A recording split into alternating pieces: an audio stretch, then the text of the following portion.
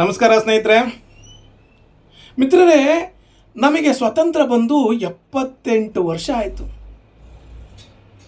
ಈ 78 ವರ್ಷಗಳಲ್ಲಿ ನಾವು ರಾಜಕೀಯ ಸ್ವಾತಂತ್ರ್ಯವನ್ನು ಅನುಭವಿಸ್ತಾ ಇದ್ದೀವಿ.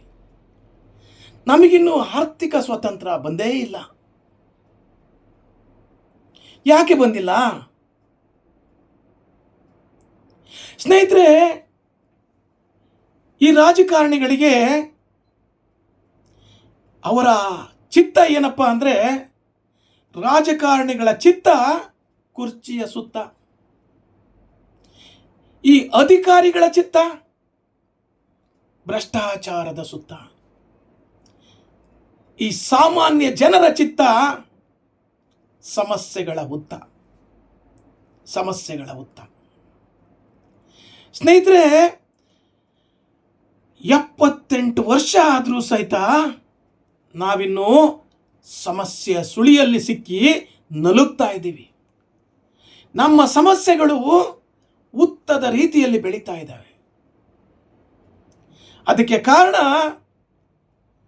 ನಮ್ಮ ರಾಜಕಾರಣಿಗಳು, ನಮ್ಮ ಭ್ರಷ್ಟ ಅಧಿಕಾರಿಗಳು, ಹೌದು, ಹಾಗೂ ನಾವೇ. ಸ್ನೇಹಿತರೆ, ನಾವೆಲ್ಲರೂ ಸಹಿತ ಟ್ಯಾಕ್ಸ್ ಕಟ್ತೀವಿ. ಎಲ್ಲರೂ ಒಂದು ಬೆಂಕಿ ಪಟ್ಟಣ ತಗೊಂಡ್ರೂ ಸಹಿತ ನಾವು ಟ್ಯಾಕ್ಸ್ ಕಟ್ತೀವಿ. ಆ ಟ್ಯಾಕ್ಸು 18% ಇರುತ್ತೆ. ಆ ಟ್ಯಾಕ್ಸ್ ಅಮೌಂಟಲ್ಲಿ ನಮ್ಮ ದೇಶದಲ್ಲಿ ಭಾಳಷ್ಟು ಅಭಿವೃದ್ಧಿಗಳನ್ನು ಮಾಡಬಹುದಾಗಿತ್ತು. ಆದರೆ ಆ ಕಮಿಷನ್ ದಂಧೆ, ಆ ಭ್ರಷ್ಟಾಚಾರ, ಹಾಗಾಗಿ ನಾವಿನ್ನೂ ಸಮಸ್ಯೆಯ ಸುಳಿಯಲ್ಲಿ ಸಿಕ್ಕಿ ಓಡಾಡ್ತಾ ಇದ್ದೀವಿ. ಸ್ನೇಹಿತರೆ, ಏನು ಸಮಸ್ಯೆ? ಸಾಲ. ದೇಶದ 70% ಜನ ಸಾಲದ ಸುಳಿಯಲ್ಲಿ ಸಿಗಾಕೊಂಡ್ಬಿಟ್ಟಿದ್ದಾರೆ. ನಾನು ಹೇಳ್ತಿರೋದಲ್ಲ, ಎಕನಾಮಿಕ್ ಟೈಮ್ಸ್ ಹೇಳಿರೋದು. ರೈತರು ಸಾಲ ಮಾಡ್ತಾರೆ, ಸಣ್ಣ ವ್ಯಾಪಾರಿಗಳು ಸಾಲ ಮಾಡ್ತಾರೆ, ಕೂಲಿ ಕಾರ್ಮಿಕರು ಸಾಲ ಮಾಡ್ತಾರೆ, ಎಲ್ಲರೂ ಸಹಿತ ಸಾಲ ಮಾಡ್ತಾ ಇದ್ದಾರೆ. ನಾವು ಮನೆ ಕಟ್ಟೋದಕ್ಕೆ ಸಾಲ ಮಾಡ್ತೀವಿ, ಮಕ್ಕಳ ವಿದ್ಯಾಭ್ಯಾಸಕ್ಕೆ ಸಾಲ ಮಾಡ್ತೀವಿ, ಎಜುಕೇಶನ್ ಲೋನ್ ಅಂತ ಸಾಲ ಮಾಡ್ತೀವಿ, ಮದುವೆ ಮಾಡೋದಕ್ಕೂ ಸಾಲ ಮಾಡ್ತೀವಿ, ಎಲ್ಲದಕ್ಕೂ ಸಾಲ. ಒಂದು ಸಣ್ಣ 2 ವೀಲರ್ ತಗೋಬೇಕು ಅಂದ್ರೂ ಸಾಲದಲ್ಲಿ ತಗೊಂತಾ ಇದ್ದೀವಿ. ಇದಕ್ಕೆ ಕಾರಣ ಏನು? ಏಕೆ ಸಾಲ ಮಾಡ್ತಾ ಇದ್ದೀವಿ? ನಂಬರ್ 2, ನಮ್ಮ ರೈತರು ಸಾಲ ಮಾಡ್ತಾ ಇದ್ದಾರೆ. ಬೀಜ ತಗೊಳೋದಕ್ಕೂ ಸಾಲ ಮಾಡ್ತಾರೆ, ಗೊಬ್ಬರ ತಗೊಳ್ಳೋದಕ್ಕೂ ಸಾಲ ಮಾಡ್ತಾರೆ, ತಮ್ಮಲ್ಲಿರುವ ಬಂಗಾರವನ್ನು ಅಡ ಇಟ್ಟು ಕೆಲಸ ಮಾಡ್ತಾರೆ, ಬೆಳೆ ಮಾಡ್ತಾರೆ.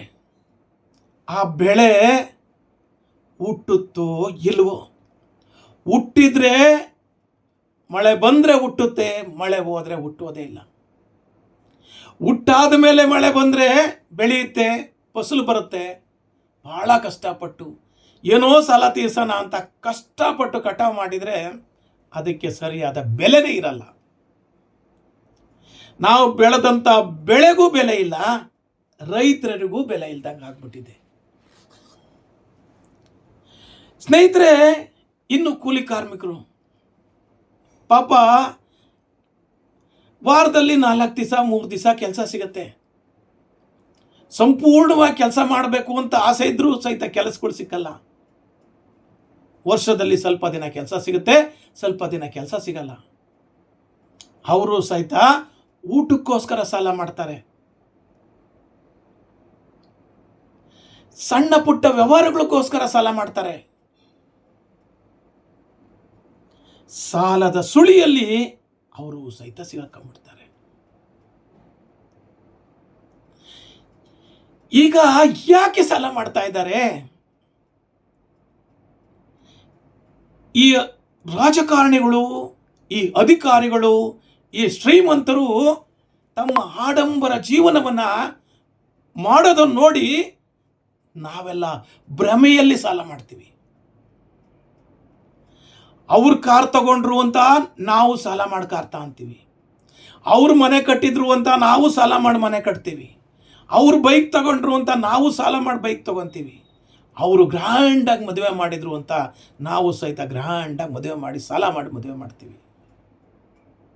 ಸಾಲ ತೀರಿಸ್ತಕ್ಕಾಗ್ದಲೇ ಗೋಳಾಡ್ತೀವಿ, ಸುಳಿಯಲ್ಲಿ ಸಿಕ್ಕಿ ಒದ್ದಾಡ್ತಾ ಇದ್ದೀವಿ.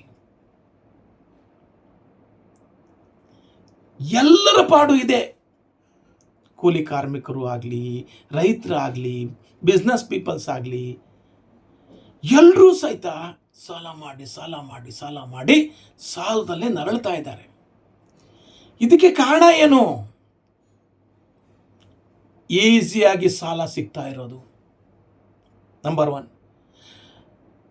ನಂಬರ್ 2, ಮುಂದೆ ನಾವು ದುಡಿದು ಸಾಲ ಅನ್ಬಹುದು ಅಂತ ಒಂದು ಭರವಸೆ.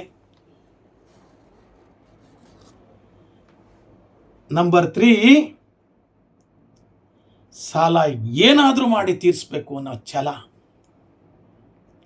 ಆದರೆ ಸ್ನೇಹಿತರೆ, ನಾವೆಲ್ಲದಕ್ಕೂ ಇಷ್ಟೆಲ್ಲ ಸಮಸ್ಯೆಗಳಿಗೆ ಪರಿಹಾರ ಇದಲ್ಲ. ಎಲ್ಲದಕ್ಕೂ ಒಂದು ಪರಿಹಾರ ಅಂತ ಇದೆ. ಅದೇನಪ್ಪ ಅಂತ ಹೇಳಿದ್ರೆ, ಲಿಸನ್ ಕೇರ್ಫುಲಿ. ಗಾಂಧಿ ಜೀವನ ನಂಬರ್ 1. ಗಾಂಧಿಯಾಗೆ ಸರಳ ಜೀವನವನ್ನು ಮಾಡಬೇಕು, ದುಶ್ಚಟಗಳಿಂದ ದೂರವಿದ್ದು ಬದುಕನ್ನು ಕಟ್ಕೊಳ್ಬೇಕು.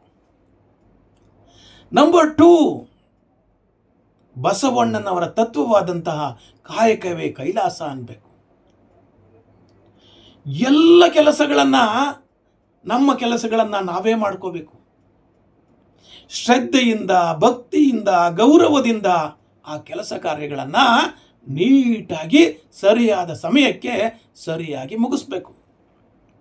ಹಾಗೂ ನಂಬರ್ 3, ಎಲ್ಲ ಸಮಸ್ಯೆಗಳಿಗೆ ಕಾರಣ ರಾಜಕಾರಣಿಗಳು ಅಂತಿರಲ್ವಾ, ರೈಟ್ ಆರ್ ರಾಂಗ್? ಅವರನ್ನು ಸೆಲೆಕ್ಟ್ ಮಾಡಬೇಕಾದ್ರೆ ಅಂಬೇಡ್ಕರ್ ಕೊಟ್ಟಂತಹ ದಿವ್ಯಾಸ್ತ್ರ ಮತದಾನವನ್ನು ಸರಿಯಾಗಿ ಯೋಜನೆ ಮಾಡಿ ಮತದಾನವನ್ನು ಮಾಡಬೇಕು. ದಾನಕ್ಕಿಂತ ಅನ್ನದಾನ ಮೇಲು ಅಂತಾರೆ, ಅನ್ನದಾನಕ್ಕಿಂತ ವಿದ್ಯಾದಾನ ಮೇಲು ಅಂತಾರೆ, ಅದಕ್ಕಿಂತ ಮೇಲು ಮತದಾನ. ಆದ್ದರಿಂದ ಮತದಾನ ಮಾಡುವ ಎಲ್ಲರೂ ಸಹಿತ ಜನಹಿತಕ್ಕಾಗಿ ಕೆಲಸ ಮಾಡುವಂತಹ ಪಕ್ಷಗಳಿಗೆ ವೋಟ್ ಹಾಕಬೇಕು.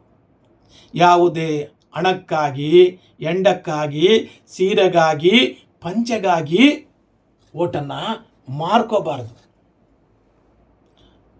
ನಮ್ಮ ಓಟು ಬಹಳ ಅಮೂಲ್ಯವಾದಂಥದ್ದು. ಅದನ್ನು ನಾವು ಸರಿಯಾದ ಜನಕ್ಕೆ, ಸರಿಯಾದ ಅಭ್ಯರ್ಥಿಗೆ ದಾನವ ರೂಪದಲ್ಲಿ ಕೊಡಬೇಕು.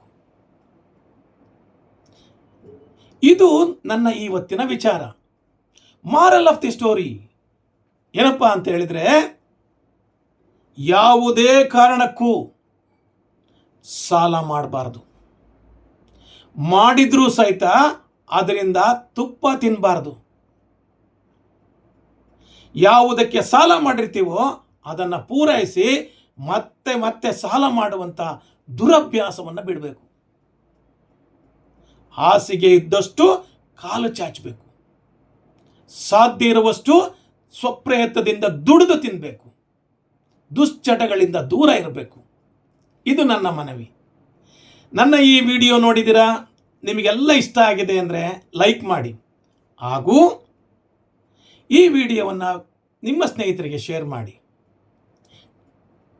ನಿಮ್ಮ ಅನುಭವ ಮತ್ತು ಅನಿಸಿಕೆಗಳನ್ನು ಕಾಮೆಂಟ್ಸ್ ಮೂಲಕ ತಿಳಿಸಿ.